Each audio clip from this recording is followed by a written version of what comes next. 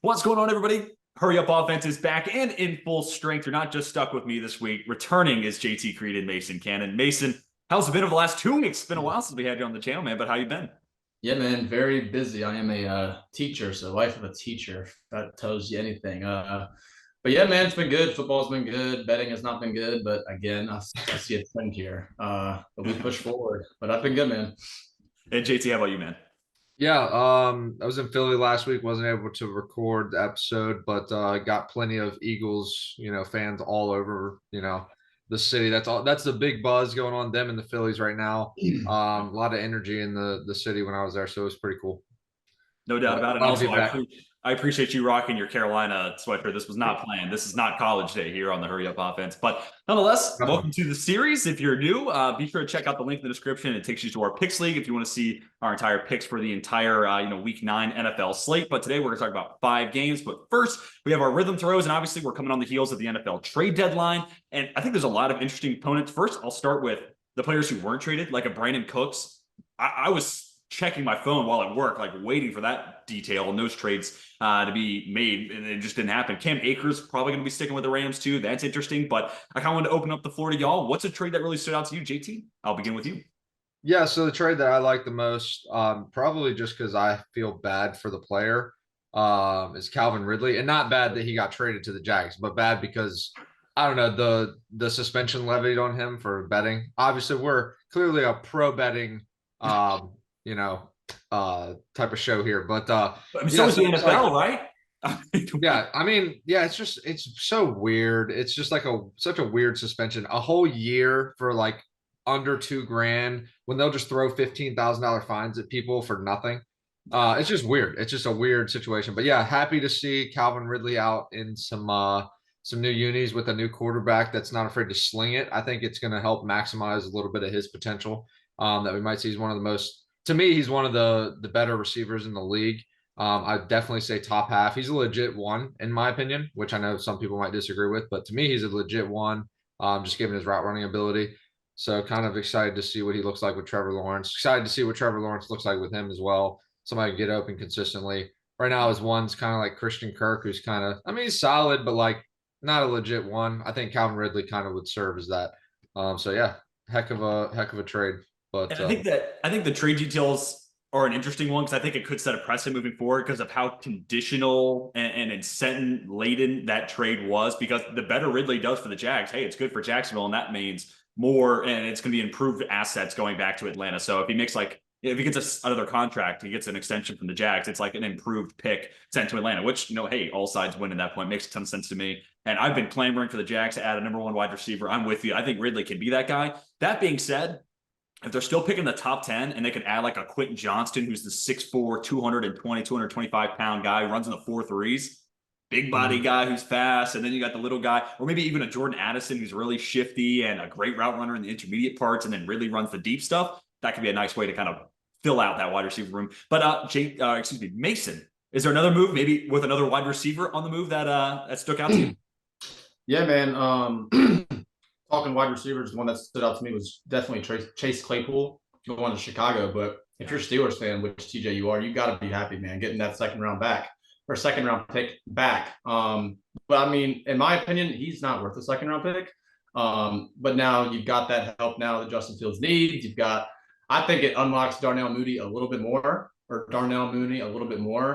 don't know. We'll see what happens, but I think both sides win that trade. But no, it stood out to me a little bit, but I'll let you go more in depth about it. Well, as this might suggest, and on the first episode of the Hurry Up Offense, I was wearing a Chase Claypool jersey, so it hit a little close to heart. But when you look at it from a business perspective, he was drafted at 52 overall, and with only 31 picks in the first round this year, it's unless the Bears are picking at 21, that pick is going to be better than what they selected, Matt. So business-wise, that's just Omar Khan. One of his best, one of the first moves he's made, and it's been a great one.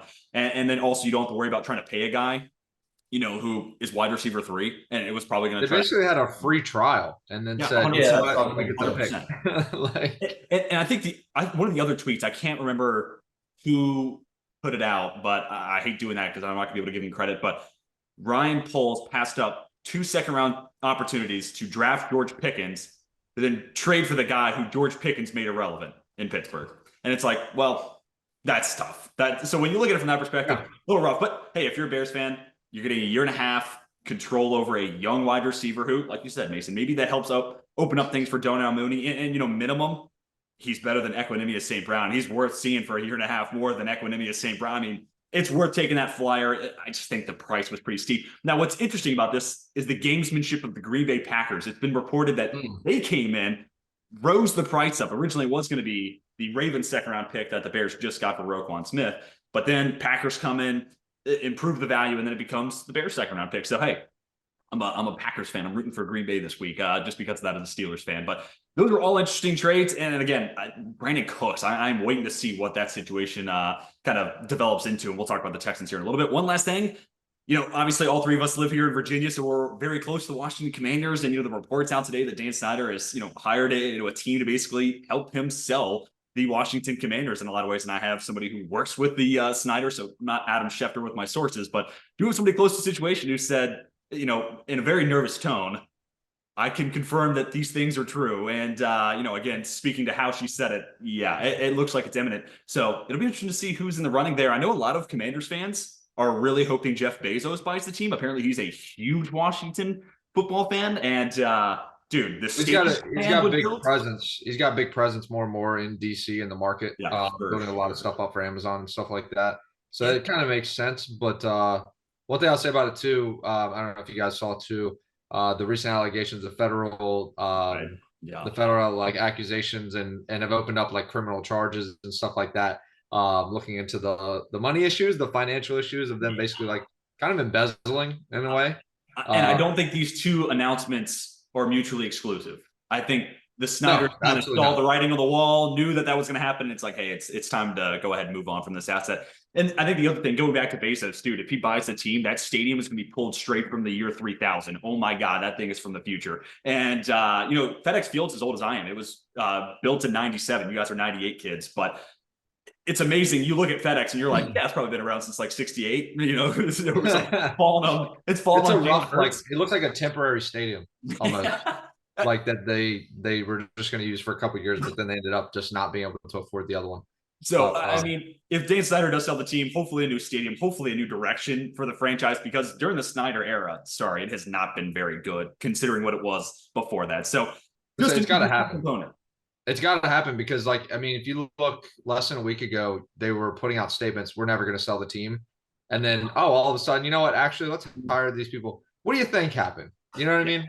That's not something that just happens. You don't just change your heart over a week, something big, right? So, and then we get the issues of the court. Yeah, right. And it will be interesting. I would have loved to know what Snyder could have fetched for the Commanders without any of his if he was solely just I don't want to be the owner of the team anymore. But now with these allegations and people basically know Snyder kind of has to sell the team now, it's okay, that drives the price down. So it'll be interesting to see where that number comes in. But anyways, let's go ahead and move on to our 5 previews. We're talking Thursday Night Football, 1 o'clock game, 1 Thursday, or 1 4 o'clock game from Sunday, then Sunday Night Football, Monday Night Football. But we do kick things off with a similar matchup to what we got in the World Series, Houston and Philly, taken under the lights on Thursday evening. And I'll kind of start with y'all. Eagles favored by 14. Let me just start with that. I know Houston's bad, but 14 is a ton of points to lay. Can Philadelphia cover that total? JT, I start with you. Can they cover? Yes. Will they? Will they cover? I put my chips on no. But I don't know. I don't know if I would bet it, but it's definitely a nice spot. Anytime you can get 14 points in the NFL to a team that's not in shambles. The Texans are an under-talented team. They're not going to wow you with anything. It's not a team where you're you know what, they're going to handle business or they're going to, definitely keep it close. But they're also not a team that you look at and you're this roster is terrible. The roster's not good, but it's not awful. So 14 is a nice that's a nice number to have on any side, especially at home. That's a big number. So I'd probably lean Texans if I was going to bet it. Obviously, I think the Eagles are going to win. The Brandon Cook situation, super, super weird. How do you bring a guy back after that? I don't know. It's just so strange. But, we saw what they did to Deshaun Watson. It's kind of the same, feel. Obviously, different circumstances, but a very similar feel is Are they on the team? Are they not on the team? It's just weird.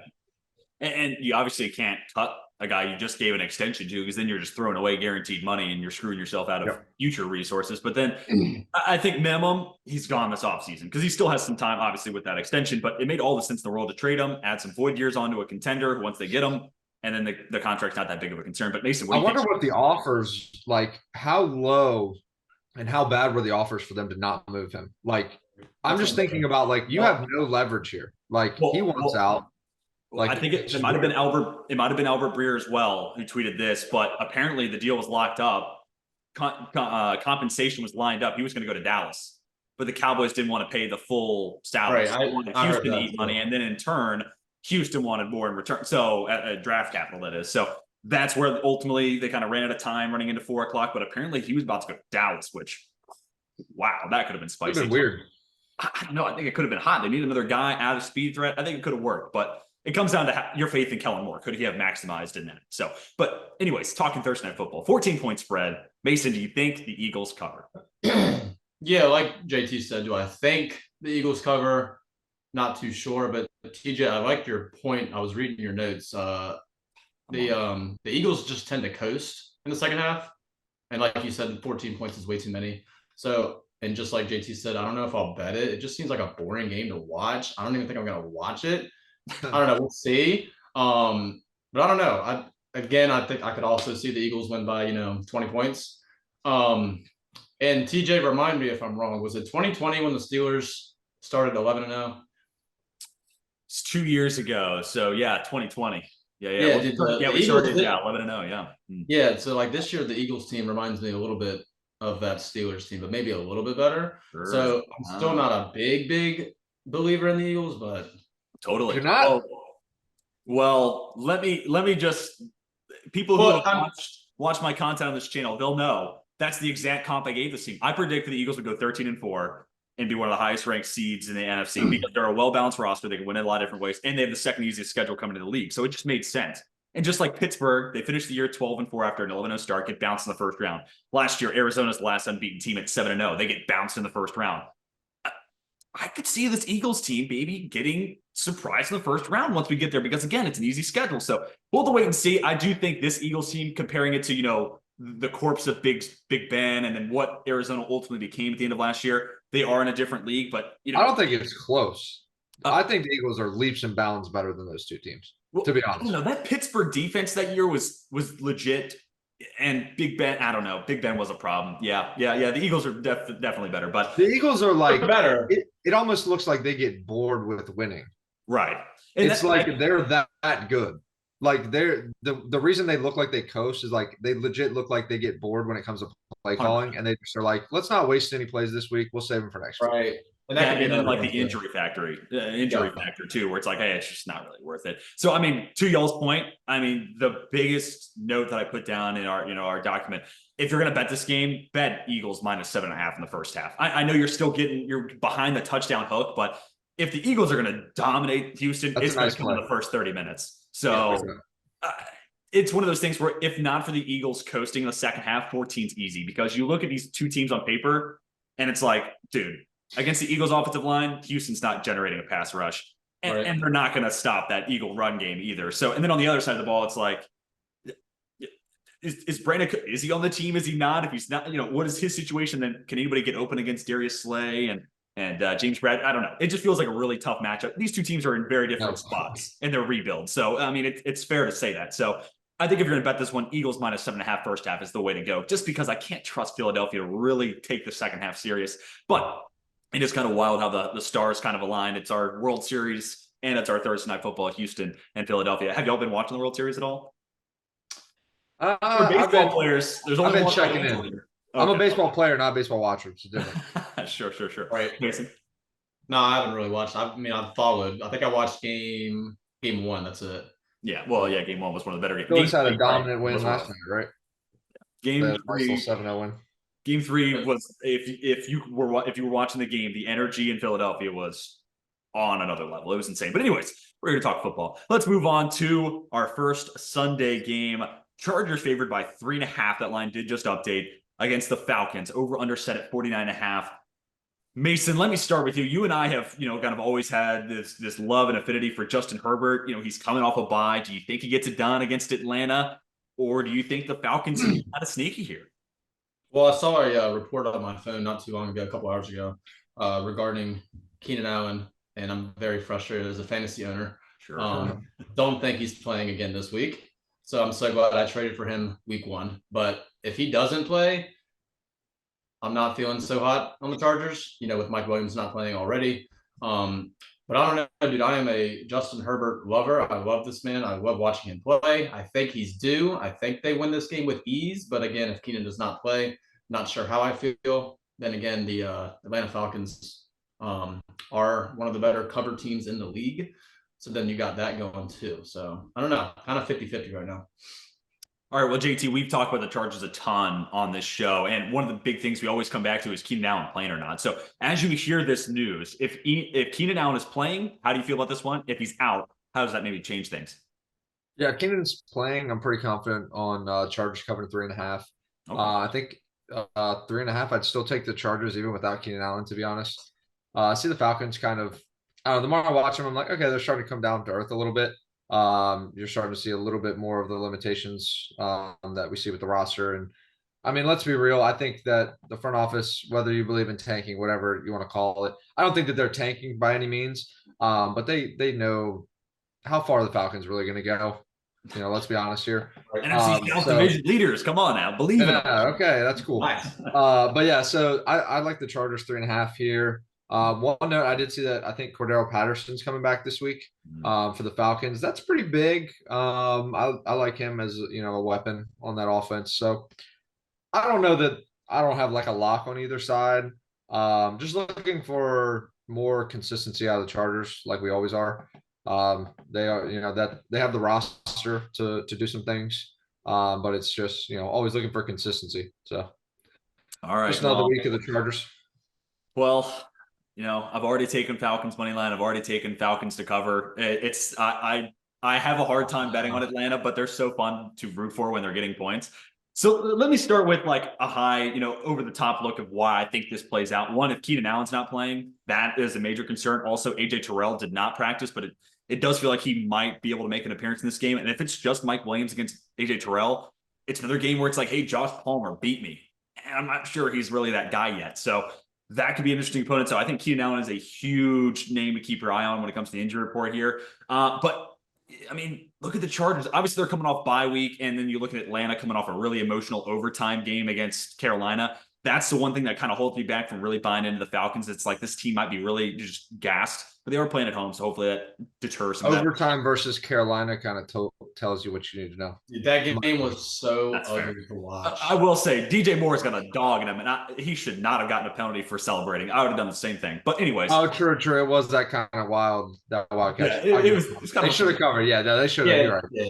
But to that point, overtime game against Carolina versus a bye week.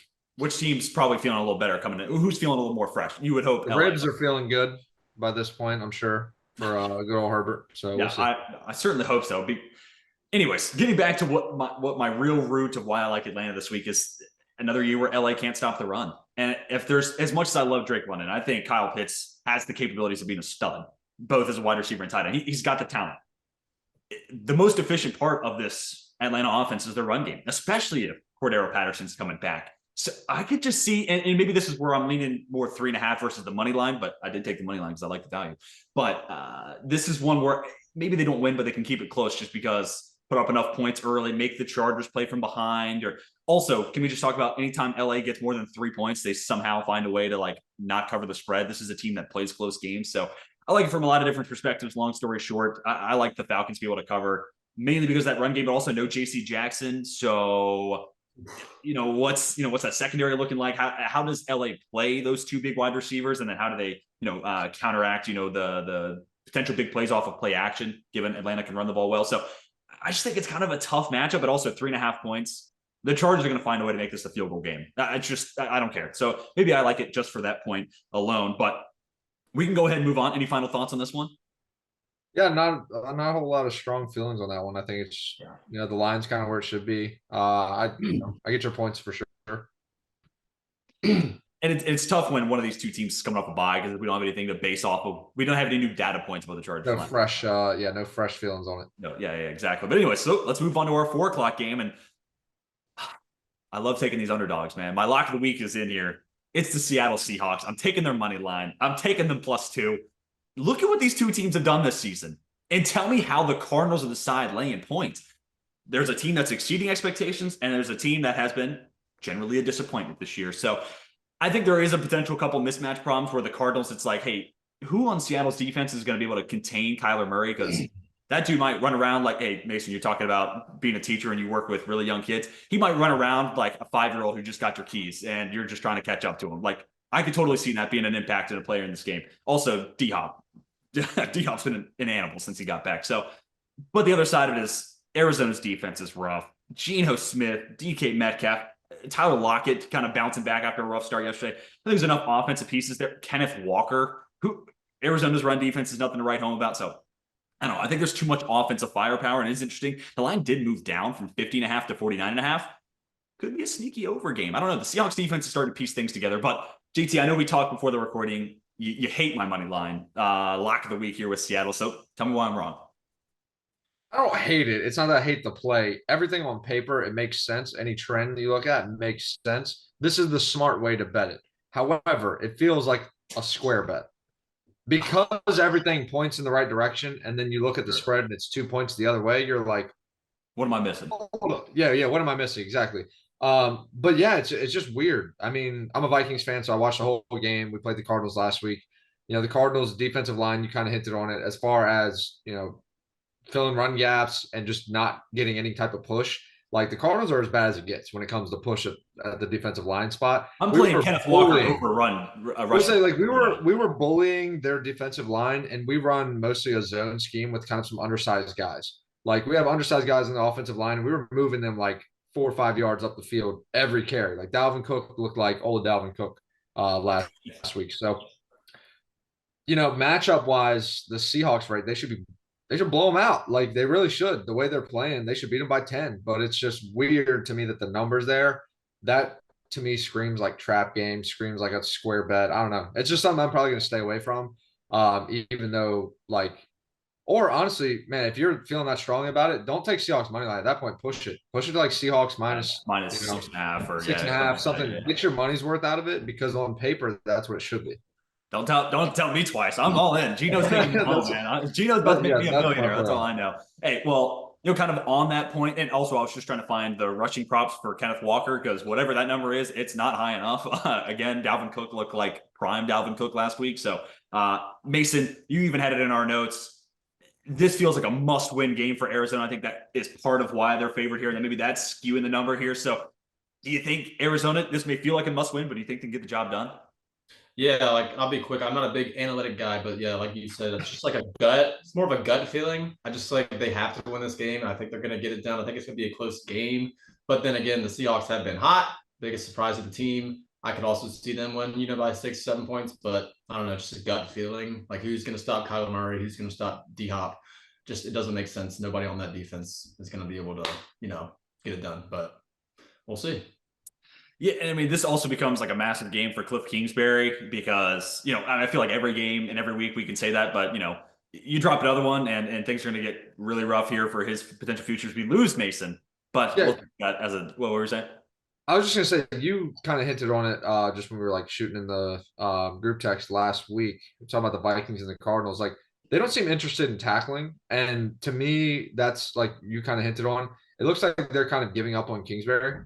He doesn't really have a hold in the locker room. They're not playing very hard.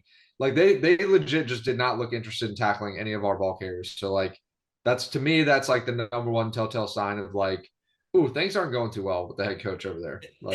And that's to note because Vance Joseph's the former head coach and he's their DC. And honestly, I think, going back to last year, that defense is better than I expected. So as much as Vance Joseph, I think, has done better than a lot of people could have with that defense and the names on paper. Yeah, eventually the Cliff Kingsbury and underperforming. Ultimately, this team was in the playoffs last year. Felt like they were making steady progress, and they took a step back. They're kind of backsliding here. So I think that's a huge part of it. So then from that perspective, Pete Carroll is on the sidelines talking to Tyler Lockett after his first drop of the season, saying, got it. And then Geno Smith drops it in the basket, beating the cover 2, finds the pocket, and Lockett gets the touchdown that puts him up by 7. I mean, Cliff Kingsbury, Pete Carroll, with how they handle players and how players want to play for them. I think that's another reason I like this game. So anyways, we'll get off of that. Let's go ahead and move into Sunday Night Football. This is a weird one, in my opinion. Chiefs, Titans, Kansas City on the road, favored by 12.5. I think this is an interesting game from the perspective of, you look at what the Titans did last week, controlling the clock, ran for 300 plus yards, now granted against Houston, but let's just take that as a general strategy and a formula that a lot of teams have tried to use against Kansas City and keep Pat Mahomes on the sideline, including the Titans have tried to do that. So Mason, do you think the Titans can do it this week? Let's also start 12.5 points. Do you think Tennessee can cover that? Yeah, I was looking at that. It was a little sketch for me, being at 12.5, but I think if there's a team that can cover that, it's definitely the Chiefs. But yeah, the Titans run offense last week was absurd. Having Derrick Henry on my fantasy team was awesome.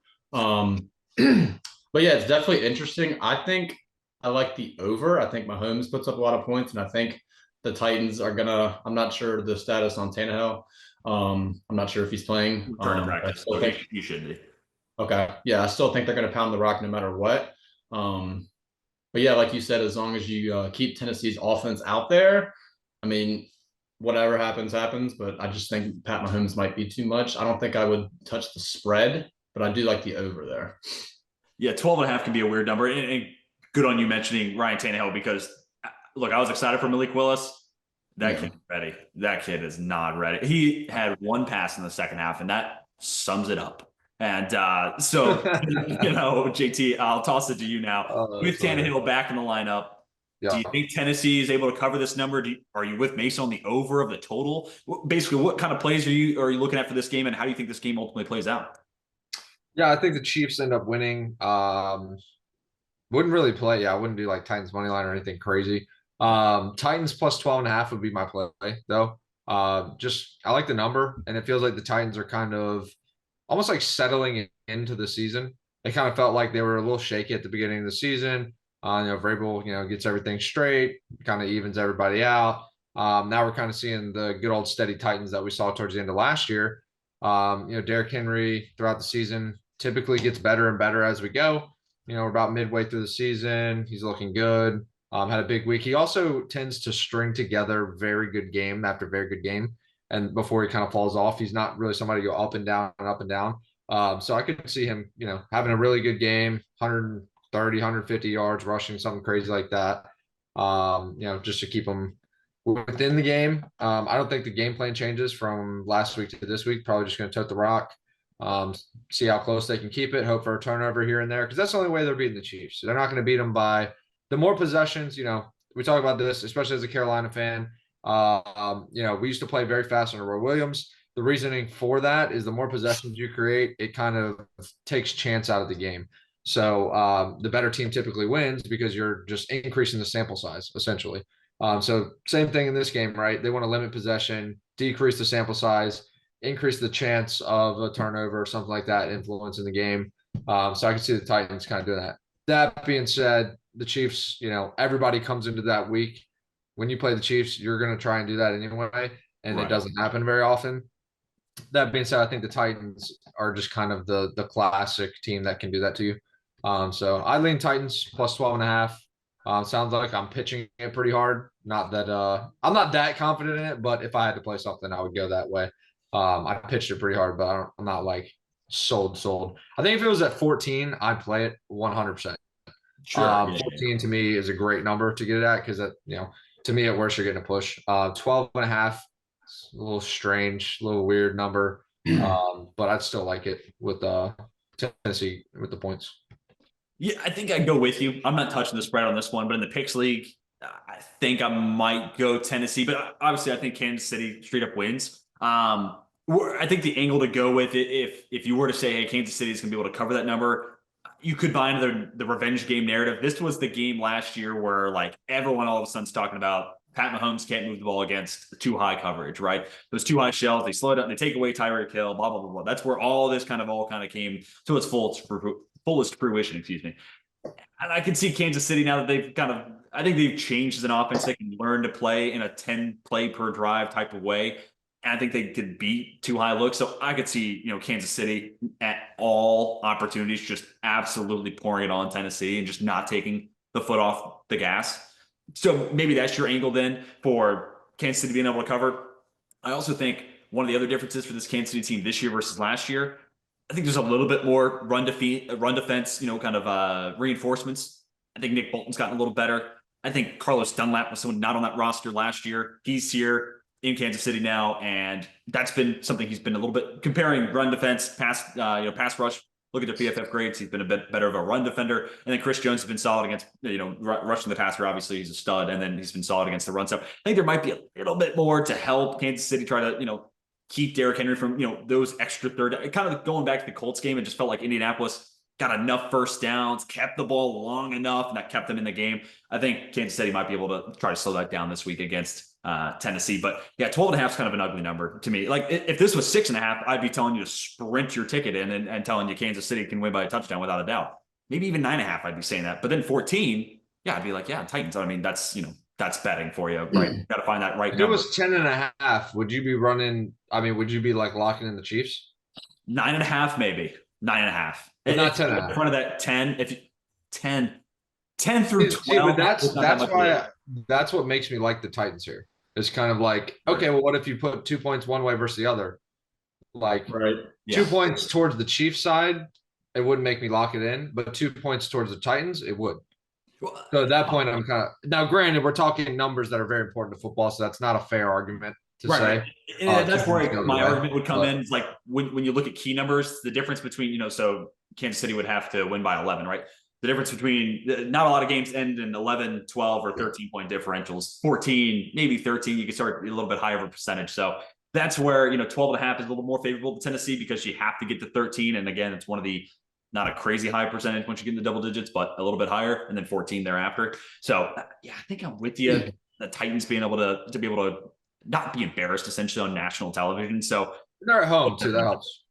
Yeah, and they're at home. Yeah, for sure. Anyways, we've talked enough about Sunday Night Football. This is not really a game I'm looking forward to watching. But it could be interesting. They're both 5-2. I mean, hey, anything's possible. But let's go ahead and move on to. Hey, Mason, go. I got Wait, real quick. Mason had some. No, you're good. JT, I gotta ask. Primetime game. Who you betting first touchdown prop? Let me hear it. Dude, facts. JT Sunday Night Football plays. You've hit like what 2 weeks in a row now? Yeah, I hit it every once in a while. I gotta get a little. I was only kidding, but I'll have it for the end. I'll put it in there. I'll put it in the description. I'll do my Sunday night on Sunday. Monday night. Come back on Sunday. Description. I'll have JT's playing there with the 200 odds boost. You got to get the odds. Odds boost for sure. For sure. Anyways, Monday Night Football now. Baltimore Ravens in New Orleans. Ravens favored by 2.5. And yeah, kind of two teams in a weird position because Baltimore's winning games, but it hasn't been pretty. And then New Orleans is coming off a game where Derek Carr didn't cross the 50. I mean, that defense feels like it's, kind of hitting my preseason expectations now. So Mason, I'll start with you, man.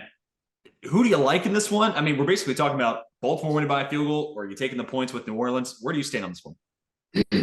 Yeah, I'm kind of 50-50 on this one. I was kind of hoping tough hearing you guys out, it would kind of sway my decision a little bit. But honestly, I think I'm leaning Saints here. But I don't know. Both teams look great the last games they played. I just think I feel more comfortable with the Saints at home here. But then again, dude, I have no idea. But I'm actually really excited for this matchup. I'm really excited to watch this game, knowing I don't have to work the next day. I'm off of school, so I can actually watch the game and actually enjoy it. So I don't know. I think I lean Saints, but I'm curious to hear you guys out on what you guys think, because this whole trade deadline stuff. I know the Ravens made some big moves. Let's listen to you guys. Well, how nice of public schools to give you November 8th, my birthday, off of work. I didn't realize it was a national holiday. That's amazing. No, obviously. Exactly why we're off. A bigger deal than me. But okay, JT, give Mason some pointers here. And you even brought up the Roquan Smith and the deal Baltimore made. I don't know if he'll play. I mean, we'll have to wait and see for those reports. But if he does play, does that change anything on how you look at this game? But where do you stand, Ravens Saints? Yeah, Roquan Smith, he's a dog, so it definitely makes a difference. No, he's a beast. I love watching Roquan Smith. Definitely think he's top tier at his position. So that does make a difference. even without him, if he doesn't play, I love the Ravens -2.5. I don't think the Saints are all that good. Still, to be honest, I think they're limited, and I think you just kind of play off of, at their best, who are you taking? The Saints at their best or the Ravens? To me, there's not a lot of teams that I would take at their best over the Ravens, to be honest. Sure. When the Ravens are clicking, it's something, different. So that's why I love 2.5. I think anytime there are a couple teams that, like, anytime you can get them, unless they're playing each other, you take 2.5. And for me, Ravens, Chiefs, Bills, those three, if you can get them for winning by a field goal, as long as they're not playing each other. The Eagles right now. Yeah, Eagles, of course. Yeah, Eagles as well. To me, anytime you get them field goal, you might as well take it unless they're playing each other. Yeah, I had to throw Philly in there. Otherwise, so I'll play that. I will play. Yeah, I will play Ravens -2.5 for sure. And that's kind of what I put down in the notes, Doc, was like, dude, anytime I can get Lamar or Baltimore where they only have to win by a field goal, I feel pretty good about that. I just read that. I promise I did not read your notes. You basically said the same. I'm reading it right now. It says the exact same thing almost against any team. And I swear I did not read that. Little insider baseball. So the three of us have been friends for, God, 8 years or so now. I mean, when JT and I, throughout this 8-year period or however long it's been, when we see eye to eye, we're simpatico. Like, we'll send texts that see the exact same shit at the exact same moment. And then when we differ, it's Seahawks. It couldn't be any more different. So it is interesting there. But yeah, we're on the same page here, where it's like, hey, dude, Lamar's an MVP winner. I mean, like, not many people have lived and held that award, and Lamar Jackson has. So give him respect there. I think one of my major hesitations on Baltimore right now is Rashad Bateman missing a lot of time. Because now you're talking about Devin Duvernay kind of having to be the wide receiver to carry the offense on top of what they do run the ball. That said, I do look at this New Orleans defense, and as much as I did like them preseason, they're not. I don't feel like they have that speed element like a Baltimore offense does. Like, JK may not be the craziest speed back, but that dude can move. Lamar is obviously electric, and then Devin Duvernay. After Bateman was out, I guess that was 2 weeks ago, or maybe even this past weekend when he re-aggravated his injury. I think that's what it was. They used a ton of end arounds, jet sweeps, just getting Devin Duvernay and his speed moving horizontally. And I think that's something, if Baltimore brings that into their game plan this week, that could cause a lot of headaches for New Orleans. Now, it could be wrong. Hey, maybe, Tyrann Mathieu kind of turns back the clock and has a big game. I don't think that's, out of the realm of possibilities, but I think you said it really well, JT, where if these two teams play their best brand of football, and it's the best of Andy Dalton versus, he's been good this year, he's been fine, and the best of Lamar Jackson, they're in two different area codes. They're not even in the same country. It's not even close. So I'll go with Baltimore there. That being said, man, I'm waiting to see the Ravens kind of kick into gear. They open up the year hot, and then, it's been turnovers. Sure, the defense is playing better, and I am really excited to see Roquan Smith in the middle of the defense, just because even if linebacker's a position that's getting picked on a ton in the league, Roquan Smith gives you a much higher floor than Patrick Queen. And, like, as someone who liked Patrick Queen coming out of LSU, it just hasn't worked out. But that being said, I just think you look at the Ravens and a chance to win by a field goal. I like it. It is interesting being in New Orleans, maybe how that sways something. But I want to see this Ravens team kind of kick it into gear. And, as much as I don't think New Orleans is, the playoff team I thought they would be, this could be one of those wins where I'm like, all right, there we go. Baltimore's back on track. So I'm hoping to see that. That's kind of my main takeaway from this one. But any final thoughts on this, guys? No, I think we're kind of locked up on this one. Yeah. What do you think about the total, 48? I think it's about right where it should be. 48 is not a number I like to touch anyway. Like, that's just kind of always right. It's always exactly right. Yeah, I don't 46 to 48 can be tough. Yep. Yeah, I don't love the 48 number. Yeah. I think you can bet like game script and be like, oh, I like the under and give me, the Saints or something like that. Sure. Maybe, but just because of like offensive potential or something like that, you can kind of game script it, but I'm gonna stay away from it. Well, the reason I ask is maybe I'd lean under because you're looking. I mean, I haven't seen the Saints injury report yet. It wasn't posted on their website today, but is Michael Thomas playing? Is Jarvis Landry playing? This might have to be another Alvin Kamara kind of takes over game, and then Baltimore's going to run the ball. So I could just see the clock always running in this game essentially, and that it kind of brings down the scoring. But again, you're talking about both teams scoring 24, and they're still firepower. But anyways, our 5-game preview in the books. Let's start talking about our locks of the week. Obviously, I just want to point this out just in case you knew. My record is different. There have been multiple weeks where I have put down 2 locks, and then obviously I was the only one on the recording last week, and I gave out 2 locks. Took Minnesota -1 in the first quarter, which you're going to hear me say again here in a minute. That hit. And if not for Randy freaking Bullock missing a 48-yard field goal. The Titans -1 first quarter would have hit too. So I went 1-1 last week. And that was also, I thought Ryan Tannehill was going to be playing, not Malik Willis. But anyways, all right, I'll go ahead and start the clock now. Giving you locks of the week. I have a ton, but my go-to one, I've already said it. Seahawks money line. I've already made my points. JT, I throw it to you. Seahawks money line. It's not bad, not bad. I like same game parlay. Packers, they're on the road against the Lions. I like Packers money line. I don't like them to cover. I don't like them to cover. Packers money line and same game parlay with the under 59.5. That's a huge number. And I think the Packers just kind of handle business. They're not losing to the Lions, in my opinion. And then another one I like, that Vikings -1 first quarter against the Commanders. You know, the Commanders have come back and won games at the very end of games, and the Vikings have gotten to nice leads at the beginning of games. Right. Makes way too much sense. I think Vikings -1 first quarter. I'll play that. That is just as good, if not better, than my Packers money line under 59.5. And you know Cousins wants to come out and throw that first punch, right? Like, you know he wants to get that revenge game footed. All right, Mason, you got a minute? Take us home, my man. Yeah, I'm gonna go a little off road here. I was gonna put Cardinals money line in the lock, but I'm not gonna do that. I'm not gonna do that. I might play that straight, but I love it. The lock of the week, I'm gonna start with the Thursday night game. I'm gonna go Eagles first half -7.5. Okay. And then also the Sunday night game, the over 46 in the Titans Chiefs game. So it's a 2-teamer. Okay. You're not playing 2 straight bets. You're going to do it as a 2-leg parlay? Yes, sir. All right. I like I that. think that makes all of our locks are plus money, aside from like Seattle. No, even Seattle money line plus money. Plus money. Yep. Yeah. Get your money, guys. I mean, look, JT's basically at 500. I'm basically at 500, and Mason's coming off a win in the last episode he was in. So get on the train while it's hot, you know. So here are some of the other plays I really like this week. I also took Seattle getting a point in the first quarter. That's at -145. It's not great odds. And then Seahawks getting a point in the first half. That's -115. So even if they're trailing by a point, you at least get the push there in the first half. So if you're with me on the Seattle Seahawks, I think you should do that. And then I did the Vikings -1 in the first quarter. That's +115. And then -2.5 first half. That's -115. But that first quarter play at plus money, fire. And then you could also do a teaser with Seattle. Wait, what'd you say? I was just gonna say Dolphins -5 at the Bears. Oh, I'm getting there. Look at the rosters. I'm getting there, dog. I'm just getting started. No, I'm fired up. I'm coming off a hot week, so I'm ready to give the people free cash this week. I'm feeling like Jeff Bezos. I'm about to buy the Commanders this week. Anyways, let me calm down.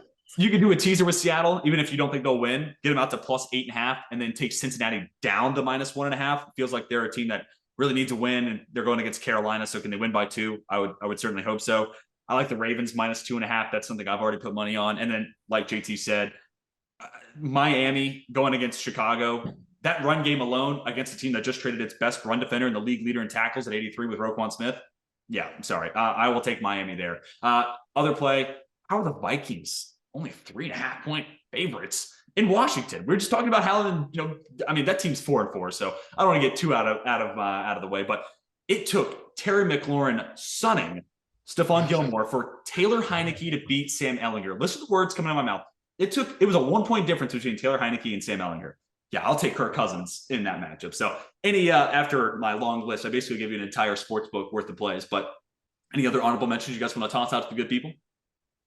Yeah, Dolphins -5. Already said it. That's a smack. Love it. Another one I like is, I think the over-under in Colts Pats is at 40. To me, I kind of like teasing that game a bit with the Patriots. Total of 46 and then under. Well, yeah, I like the under, and I like the Patriots teasing that. So right, because let me see the spread real quick. I'm usually not someone who bets on the Patriots very often. But it's probably wise that you don't do that too. That game's going to be interesting because there's like the narrative that Bill Belichick struggles against mobile quarterbacks, but then also that Bill Belichick thrives against first and second year guys. So this will be a nice little contradiction here. So yeah, the teaser is basically it goes to Patriots +0.5, so basically money line. And then it goes, let me see real quick. The under, when I say the under 46. Yeah. Yeah, under 46. So that's something that I kind of like there. 46 isn't a huge number, but dude, those offenses are just, I don't know. I love it. I just don't think the Colts are going to do much. It took Zach Wilson to play in the same game for Mac Jones to look like the better quarterback. I mean, that's the state of the world we live in currently. So hopefully he figures that out. But Mason, any other honorable mentions, or are you good going with your lock? Yeah, aside from the lock, I just placed 2 while listening to you guys. The Dolphins -5. Oh, stamp it. Right. But now it's gonna lose. You and then Raiders knock on wood. +4.5. It can't happen again, dude. He's like the Raiders this week. Yeah. That's more of another. Again, it's a gut feeling that like he's gotta cross the 50-yard line, right? You like, would think. You would think. Yeah, I don't know. This might be the last year we see Derek Carr in the black and silver, man. I don't know. Also, Devontae Adams. Last game, Devontae Adams. I guess what he was recovering from the flu, so yeah, he still shouldn't have done what he did. But no, it's the coach. I'm not making excuses. But I think they bounce back. I don't know. I'm worried about that game. I mean, Jacksonville, they stopped the run at a decently high rate, and I don't know, that secondary. That's a coin toss to me. It's just as good as flipping a coin. I don't know.